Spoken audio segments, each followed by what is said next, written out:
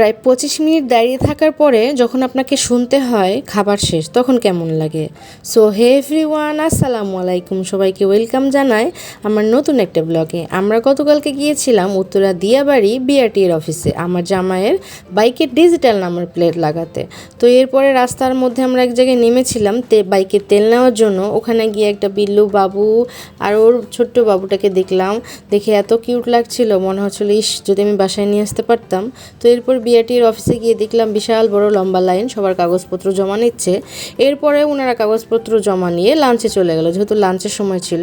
আর এই যে প্লেনে একটার পর একটা যাচ্ছিল, যেহেতু বিমানবন্দর অনেক কাছে ছিল, আর যেহেতু তারা লাঞ্চে গিয়েছে আমাদেরকে ওয়েট করতে হবে, বসার কোনো জায়গা ছিল না, অনেক ধুলাবালি আর রোদ, অনেক বেশি রোদ ছিল, অনেক বেশি বোরিং ফিল করছিলাম। কিন্তু কি করব, যেহেতু এত দূর থেকে এসেছি, এটা না নিয়ে কোনোভাবে যাওয়া যায় না।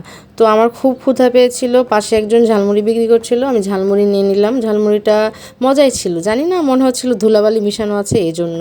এরপর একটু মিরিন্ডা খেয়ে নিলাম। এরপর আমরা গিয়েছিলাম উত্তরার নাকি বিখ্যাত বিসমিল্লা হোটেল। ওখানে গিয়ে দেখলাম অনেক ভিড়, ওরা বলল যে একটু ওয়েট করতে হবে। আমরা একটু একটু করে প্রায় 25 মিনিট ওয়েট করলাম। এরপরে ওনারা বলল ওনাদের খাবার শেষ। এটা তো একদমই ঠিক না, ওনারা বলতে পারতো যে খাবার শেষ বা আপনারা ওয়েট করেন না, চলে যান, কিন্তু তারা তা না বলে আমাদেরকে ওয়েট করা হলো। যাই হোক, এরপরে সুলতান ডাইন খুব কাছে ছিল, তো আর পেটে অনেক ক্ষুধা ছিল, বিকেল হয়ে গেছে। তো আমরা ভাবলাম যে সুলতান ডাইনে একটু কাছে খেয়ে আসি। তো কাচিটাও অনেক মজাই ছিল, জানি না পেটে ক্ষুধা ছিল এই জন্য মনে হচ্ছিল বেশি মজা। আমি একটু করে কাঁচামরিচে কামড় দিয়ে নিলাম, কাচ্চের সাথে তো কাঁচামরিচ মাছ। তারপরে তারপরে তো বাসায় চলে আসলাম। সো এই ছিল আজকের ব্লগ। সবাইকে অনেক ধন্যবাদ, দেখাচ্ছ নেক্সট ভিডিওতে। আল্লাহ হাফেজ।